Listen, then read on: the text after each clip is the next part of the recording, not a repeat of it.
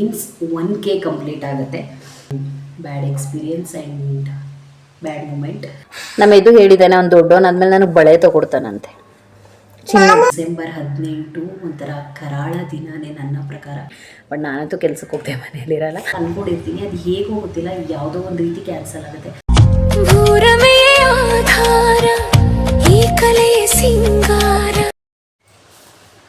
Hi guys, ಎಲ್ರಿಗೂ ನಮಸ್ಕಾರ. ನಾನು ನಿಮ್ಮ Pavan Lokesh. Welcome back to our YouTube channel. ಎಲ್ಲರೂ ಹೇಗಿದ್ದೀರಾ? ನಾವಂತೂ ಸೂಪರ್ ಆಗಿದ್ದೀವಿ.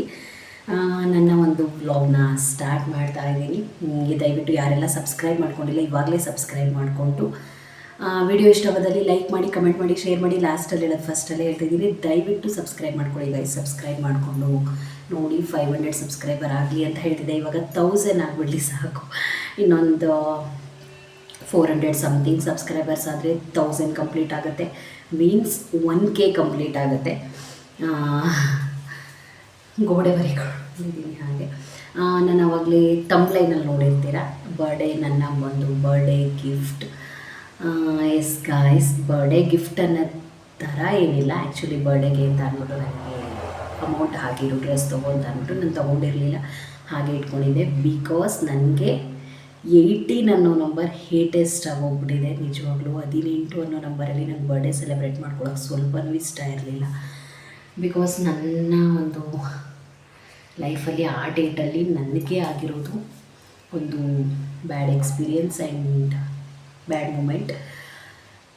ಹಾಗಾಗಿ ನನಗೆ ಆ ಡೇಟ್ ಇಷ್ಟ ಇಲ್ಲ, 18. ಹಾಗಾಗಿ ನಾನು ಸೆಲೆಬ್ರೇಟ್ ಮಾಡ್ಕೊಳ್ಳಲ್ಲ ಅಂತಲೇ ಹೇಳಿದ್ದೆ. ಹಾಗಾಗಿ 18ನೇ ತಾರೀಕು ನನ್ನ ಬರ್ಡೇ ದಿನ ನಾನು ಏನಂದ್ರೆ ಏನು ಮಾಡಲಿಲ್ಲ. ಅಟ್ಲೀಸ್ಟ್ ದೇವಸ್ಥಾನಕ್ಕೂ ಕೂಡ ನಾನು ಹೋಗಲಿಲ್ಲ.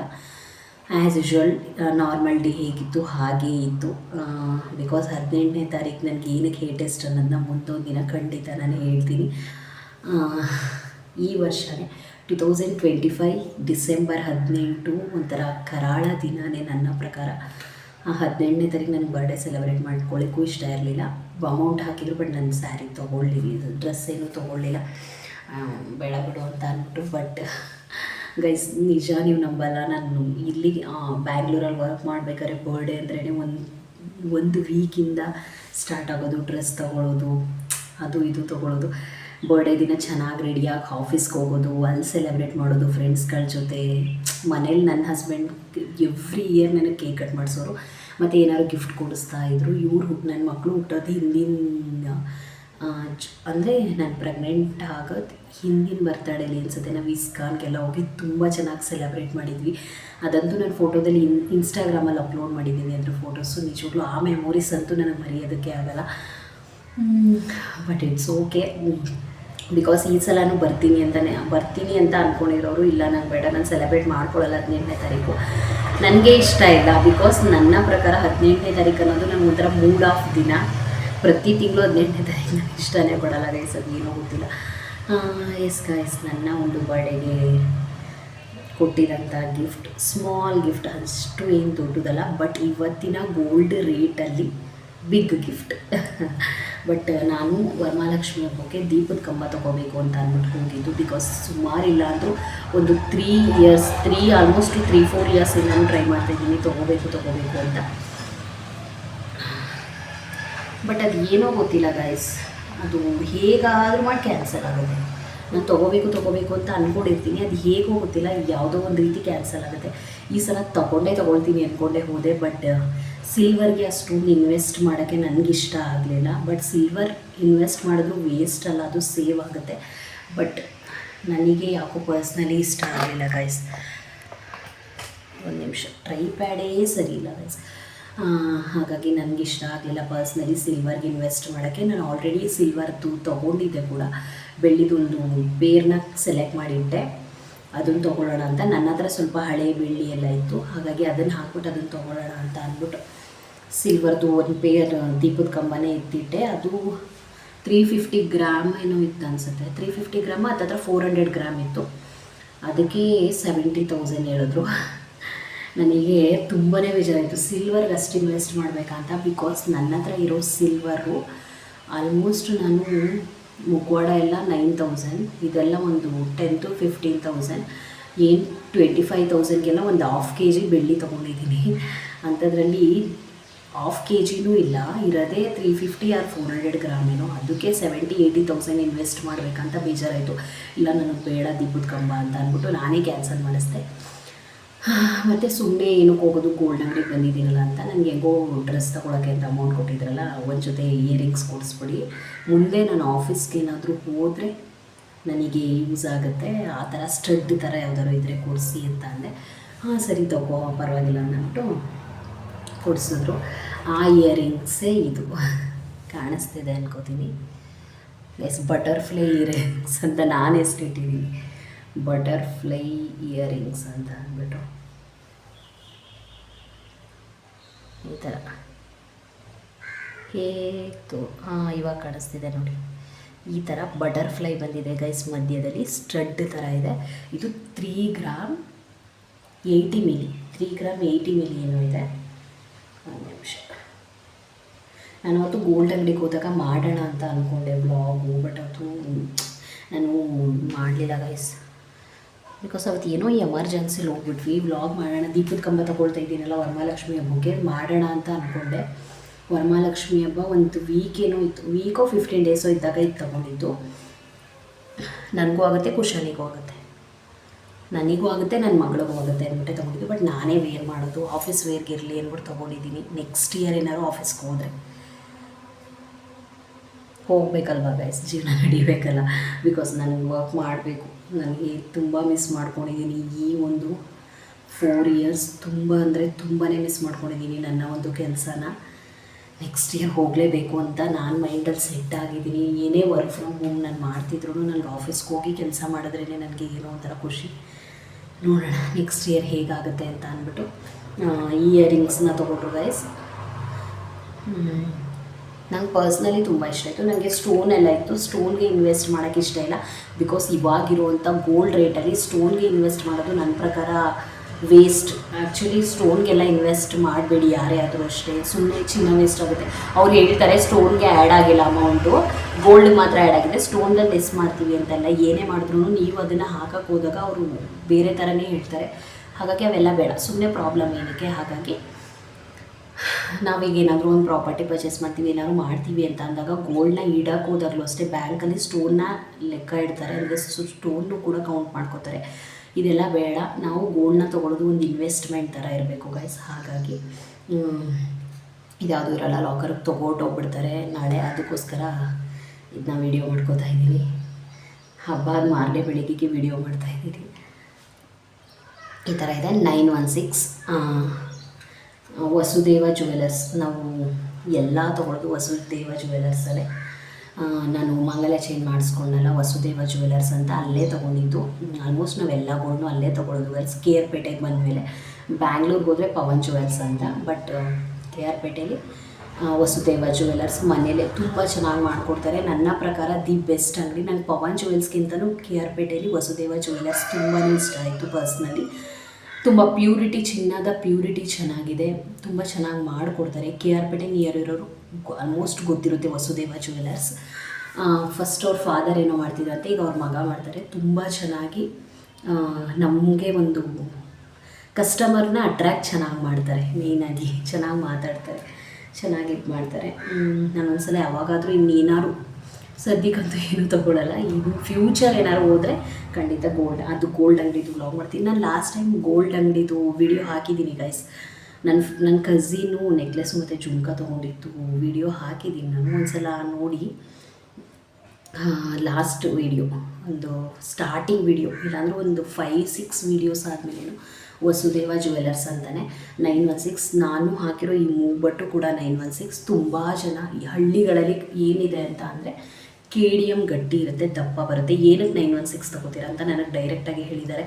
ಬಟ್ ಅವರಿಗೆಲ್ಲ ಏನು ಹೇಳೋಕ್ಕಾಗುತ್ತೆ, ಅಂದ್ಕೊಂಡು ಸುಮ್ಮನೆ ಆಗ್ಬಿಡ್ತೀನಿ. ಬಟ್ ನಾನು ಒಂದು ಹೇಳೋದು ಅಂದರೆ ನನ್ನ ಪರ್ಸ್ನಲ್ ಒಪಿನಿಯನ್, ಆದಷ್ಟು 916ನ ತೊಗೊಳ್ಳಿ. ನೀವು 916ನ ತೊಗೊಂಡಷ್ಟು ನಿಮಗೆ ಗೋಲ್ಡು ಸೇವ್ ಆಗುತ್ತೆ. ಬಿಕಾಸ್ KDM ದಪ್ಪ ಬರುತ್ತೆ, ಗಟ್ಟಿ ಬರುತ್ತೆ, 916 ತುಂಬ ತಿಳಿರುತ್ತೆ. ಏನಕ್ಕೆ ಅಂದರೆ ಗೋಲ್ಡ್ ಜಾಸ್ತಿ ಇರುತ್ತೆ, ಗೋಲ್ಡ್ ಪ್ಯೂರಿಟಿ ಜಾಸ್ತಿ ಇರುತ್ತೆ. 91.6 ಗೋಲ್ಡ್ ಇದ್ದರೆ 8.4% ತಾಮ್ರ ಮತ್ತು ಸಿಲ್ವರ್ ಇರುತ್ತೆ. ಬಟ್ 91.6 ಗೋಲ್ಡ್ ಇರುತ್ತೆ. ಹಾಗಾಗಿ 916ನೇ ತೊಗೊಳ್ಳಿ. ವಸುದೇವ ಜ್ಯುವೆಲರ್ಸಲ್ಲಿ ತೊಗೊಂಡಿದ್ದು. 3 ಗ್ರಾಮ್ 80 ಮಿಲಿ ಇದೆ. ಈ ಥರ ಇದೆ ಡಿಸೈನ್. ನಾನು ಇದನ್ನು ತೋರಿಸ್ಬೇಕಾಗಿತ್ತು, ನನ್ನ ಬರ್ಡೇ ಗಿಫ್ಟ್. ಇದಕ್ಕೆ ಗೈಸ್ ಟೋಟಲ್ ಅಮೌಂಟ್ ಆಗಿದ್ದು 41,000. ನಂದು ಸಿಲ್ವರ್ ಇತ್ತಲ್ಲ ಅದನ್ನು ಹಾಕಿದೆ, ಅದು ಒಂದು 8,000 ಹಾಕ್ಕೊಂಡ್ರು.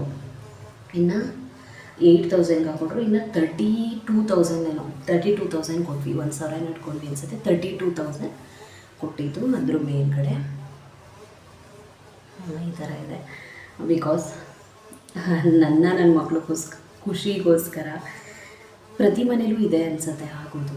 ಬಿಕಾಸ್ ಗಂಡಸರು ಅನ್ನೋರು ತುಂಬ ಕಷ್ಟಪಡ್ತಿರ್ತಾರೆ, ಬಟ್ ಅವ್ರಿಗೆ ಏನು ಎಕ್ಸ್ಪೆಕ್ಟೇಷನ್ ಇರಲ್ಲ. ಬಟ್ ತನ್ನ ಹೆಂಡತಿ ಮಕ್ಕಳನ್ನ ಚೆನ್ನಾಗಿ ನೋಡ್ಕೋಬೇಕು ಅನ್ನೋದೊಂದೇ ಒಂದು ಗೋಲ್ ಇರುತ್ತೇನೋ. ಬಟ್ ನನ್ನ ಗಂಡ ನಾನು ಮದುವೆ ಆದಾಗಿಂದ ಇರೋದೇ ಅವ್ರು ಆ ಥರ. ಬಿಕಾಸ್ ನನ್ನ ಮಕ್ಕಳು ಚೆನ್ನಾಗಿ ಅವಾಗ ಮಕ್ಕಳಿರಲಿಲ್ಲ, ಅವಾಗಲೂ ಅಷ್ಟೇ. ಖುಷಿ ಆಯಿತಾ ತಗೋ, ಖುಷಿ ಆಯಿತಾ ತಗೋ, ನಿಂಗೆ ಖುಷಿನಾ ತಗೋ, ಈ ಥರ ಮೈಂಡ್ಸೆಟ್ಟೇ ಅವ್ರದ್ದು ಯಾವಾಗಲೂ. ಇವಾಗ ನನ್ನ ಮಕ್ಕಳು ಚೆನ್ನಾಗಿರಬೇಕು, ನೀನು ಚೆನ್ನಾಗಿರ್ಬೇಕು ಅಷ್ಟೇ ಅವ್ರ ಮೈಂಡಲ್ಲಿರೋದು ಕೂಡ. ಬಿಕಾಸ್ ಅವರು ಹುಷಾರು ತಪ್ಪಿದ ಮೇಲೆ ಗೈಸ್ ನಿಜವಾಗ್ಲೂ ನನಗೆ ಇಂಪಾರ್ಟೆನ್ಸ್ ಕೊಡೋದು ಇನ್ನೂ ತುಂಬ ಜಾಸ್ತಿ ಆಗಿದೆ. ಬಿಕಾಸ್ ನನಗೆ ಹುಷಾರಿಲ್ಲ ಅಂದರೆ, ನನಗೆ ಏನಾದರೂ ಆಗಿಲ್ಲ ಅಂತ ಅಂದರೆ ಫಸ್ಟು ನನಗೆ ಬರೋಳೆ ನನ್ನ ಹೆಂಡತಿ ಅನ್ನೋದು ಅವ್ರಿಗೆ ಮೈಂಡಲ್ಲಿ ಕೂತ್ಬಿಟ್ಟಿದೆಯೋ ಏನೋ ಗೊತ್ತಿಲ್ಲ. ಬಟ್ ಇತ್ತೀಚೆಗಂತೂ ತುಂಬ ಇಂಪಾರ್ಟೆನ್ಸ್ ಫ್ಯಾಮಿಲಿ ಅಂತ ಅಂದರೆ ಅದು ಏನು ಅನ್ನೋದು ಗೊತ್ತಿಲ್ಲ, ಅದು ಅವರನ್ನೇ ಕೇಳಬೇಕು. ಬಟ್ ಇತ್ತೀಚೆಗೆ ತುಂಬ ಇಂಪಾರ್ಟೆನ್ಸ್ ಕೊಡ್ತಾರೆ, ನನಗಾಗಲಿ ಮಕ್ಕಳಿಗಾಗಲಿ. ಒಂಥರ ಕೊಚ್ಕೊಳಕ್ಕೆ ಹೇಳ್ತಾಯಿದ್ದೀನಿ, ಯಾವುದು ದೃಷ್ಟಿನೂ ಆಗದೆ ಇರಲಿ, ಕೊಚ್ಕೊಳಕ್ಕೆ ಹೇಳ್ತಾಯಿದ್ದೀನಿ ಅಂತಲ್ಲ. ಪರ್ಫೆಕ್ಟ್ ಹಸ್ಬೆಂಡ್, ಒಂಥರ ಪರ್ಫೆಕ್ಟ್ ಗೈಸ್. ಕ್ಯಾರೆಕ್ಟ್ರಲ್ಲಿ ಆಗಿರ್ಬೋದು, ಹಸ್ಬೆಂಡ್ ಅಂತಲ್ಲ, ಒಂದು ಹ್ಯೂಮನ್ ಬೀಯಿಂಗ್ ಆಗಿರ್ಬೋದು. ಈಗ ನಾವು ಒಬ್ಬರ ಬಗ್ಗೆ ಹೇಳ್ತಾ ಇದ್ದೀವಿ ಅಂದರೆ ಓ ಹೌದಾ ಅಂತ ಹೇಳ್ಕೊತಾರೆ, ಬಟ್ ಅದನ್ನು ಅವರು ಮೈಂಡಲ್ಲಿ ಇಟ್ಕೊಳ್ಳಲ್ಲ. ಅವ್ರ ಬಗ್ಗೆ ಅದನ್ನು ಒಂಥರ ಕೋಪದ ರೀತಿ ಸಾಧಿಸಲ್ಲ. ಓ ಇವ್ರು ಈ ಥರ, ನನ್ನ ಹೆಂಡ್ತಿಗೆ ಹಿಂಗಂದ್ರು, ನನ್ನ ಮಕ್ಳಿಗೆ ಹಿಂಗಂದ್ರು, ಇವ್ರು ಈ ಥರ ಅಂತ ಸಾಧಿಸಲ್ಲ. ಅವ್ರ ಜೊತೆ ಹಿಂಗಿರ್ಬೇಕು ಹಂಗೆ ಇರ್ತಾರೆ. ಈ ಕಿವಿಲ್ ಕೇಳಿ ಈ ಕಿವಿಲ್ ಬಿಟ್ಬಿಡ್ತಾರೆ ಗೈಸ್. ಅದನ್ನೇನು ಸಾಧಿಸಲ್ಲ. ಒಬ್ಬೊಬ್ಬರು ಗಂಡಸರು ಎಷ್ಟು ಸಾಧಿಸ್ತಾರೆ, ಆ ಥರ ಎಲ್ಲ ಸಾಧಿಸಲ್ಲ. Good human being. ನಾನು ಒಬ್ಬ ಮನುಷ್ಯನಿಗೆ ಹೇಳಬೇಕು ಅನ್ನೋ ರೀತಿ ಹೇಳಿದ್ರೆ ಒಬ್ಬ ಗುಡ್ ಹ್ಯೂಮನ್ ಬೀಯಿಂಗ್ ಒಡವೆ ತಗೊಟ್ರು ಅಂತ ಅಂದ್ಬಿಟ್ಟೆ ಹೇಳ್ತಾಯಿಲ್ಲ. ನಾನು ಯಾವಾಗಲೂ ಹೇಳ್ತಾ ಇರ್ತೀನಿ, ದಿ ಬೆಸ್ಟ್ ಹಸ್ಬೆಂಡ್. ನಾನು ಮದುವೆ ಆದಾಗ ನಾನು ಹೇಳ್ತೀನಿ ದಿ ಬೆಸ್ಟ್ ಹಸ್ಬೆಂಡ್. ಇದುವರೆಗೂ ಕೂಡ ಒಂದು ಬ್ಯಾಡ್ ವರ್ಡ್, ಒಂದು ರೇಗಿರೋದು, ಕೋಪದಲ್ಲಿ ಕೈ ಎತ್ತಿರೋದು, ಕೋಪದಲ್ಲಿ ಮಾತಾಡಿರೋದು ನಿಜ ನನಗೆ ಗೊತ್ತಿಲ್ಲ ಗೈಸ್. ನಿಜವಾಗ್ಲೂ ಒಂಥರ ಒಳ್ಳೆ ಮನುಷ್ಯ ಅನ್ನೋದೊಂದು ಹೇಳಬೇಕಷ್ಟೇ. ಯಾರ ದೃಷ್ಟಿನೂ ಬೀಳದೆ ಇರಲಿ, ಅವ್ರಿಗೆ ಆಯಸ್ಸು ಆರೋಗ್ಯ ಕೊಟ್ಟು ಕಾಪಾಡಲಿ ಅಷ್ಟೇ ನಾನು ಕೇಳ್ಕೊಳ್ಳೋದು. ಓಕೆ ಗೈಸ್, ಇದೊಂದನ್ನು ಹೇಳಬೇಕಾಗಿತ್ತು ಈ ವ್ಲಾಗಲ್ಲಿ. ಇದು ನನ್ನ ಬರ್ಡೇ ಗಿಫ್ಟ್ ಅಂತ ಅಂದ್ಬಿಟ್ಟು ನನಗೆ ಬರ್ಡೇಗೆ ಅಂದ್ಬಿಟ್ಟೇ ತೊಗೊಂಡಿದ್ದು. ಇದನ್ನು ವೇರ್ ಮಾಡಿರೋದು ಕೂಡ ವಿಡಿಯೋ ಇದೆ, ಅದನ್ನು ಟ್ಯಾಗ್ ಮಾಡ್ತೀನಿ ನೋಡಿ. ನಾನು ಭೀಮ್ನ ಅಮಾವಾಸ್ಯೆ ದಿನ ಈ ಇಯರಿಂಗ್ಸ್ನ ಹಾಕೊಂಡು ದೇವಸ್ಥಾನಕ್ಕೆ ಹೋಗಿದ್ದೆ. ಬಟ್ ಯಾರು ಅಬ್ಸರ್ವ್ ಮಾಡಿದ್ರು ಎಲ್ಲವೋ ಗೊತ್ತಿಲ್ಲ. ಮುಂಚೆನೇ ವಿಡಿಯೋ ಮಾಡ್ಕೊಂಡಿದ್ದೀನಿ, ಯಾಕೆಂದರೆ ನಾನು ವೇರ್ ಮಾಡಿದ್ದೀನಿ. ಭೀಮ್ನ ಅಮಾವಾಸ್ಯೆ ದಿನನೇ ವೇರ್ ಹಾಕೊಳ್ಳೋಣ ಅಂತ ಅಂದ್ಬಿಟ್ಟು ಅಂದ್ಕೊಂಡಿದ್ದೆ. ಇದೇ ಇಯರಿಂಗ್ಸ್ ಗೈಸ್, ನೀವು ಆಲ್ರೆಡಿ ಡಿಸೈನ್ ಎಲ್ಲ ನೋಡಿದ್ದೀರ ಹತ್ರದಲ್ಲೇ. ಇದು ಹಾಕ್ಕೊಂಡಿದ್ದೀನಿ. ನನಗೆ ಇನ್ ಫ್ಯೂಚರ್ ಏನಾದರೂ ಆಫೀಸ್ಗೆ ಹೋದರೆ ಹೆಲ್ಪ್ ಆಗುತ್ತೆ ಅಂದ್ಬಿಟ್ಟು ಇಯರಿಂಗ್ಸ್ನ ತೊಗೊಂಡಿದ್ದು. ಆಫೀಸ್ ವೇರ್ಗೆ ತುಂಬ ಚೆನ್ನಾಗಿ ಸೂಟ್ ಆಗುತ್ತೆ. ಬಿಕಾಸ್ ಈ ಥರ ಅಫಿಷಿಯಲ್ ಲುಕ್ ಆ್ಯಂಡ್ ಸಿಂಪಲ್ ಆಗಿರಬೇಕು, ಅಫಿಷಿಯಲ್ ಲುಕ್ ಇರಬೇಕು ಅಂದ್ಬಿಟ್ಟೆ ಇಯರಿಂಗ್ಸ್ನ ತೊಗೊಂಡಿದ್ದು. ಆಫೀಸ್ ವೇರ್ಗೆ ತುಂಬ ಚೆನ್ನಾಗಿರುತ್ತೆ. ಮಗನೇ ಹೇಗಿದೆ ಇಯರಿಂಗ್ಸು? ನಮ್ಮ ಇದು ಹೇಳಿದ್ದಾನೆ, ಅವ್ನು ದೊಡ್ಡವನಾದ್ಮೇಲೆ ನನಗೆ ಬಳೆ ತೊಗೊಡ್ತಾನಂತೆ. ಅಲ್ಲ ಮಗನೇ, ತಗೊಡ್ತೀಯಾ? ಅಯ್ಯೋ ನನ್ನೇ ತೊಳ್ಬಿಟ್ಟ ಆತಾಗೆ.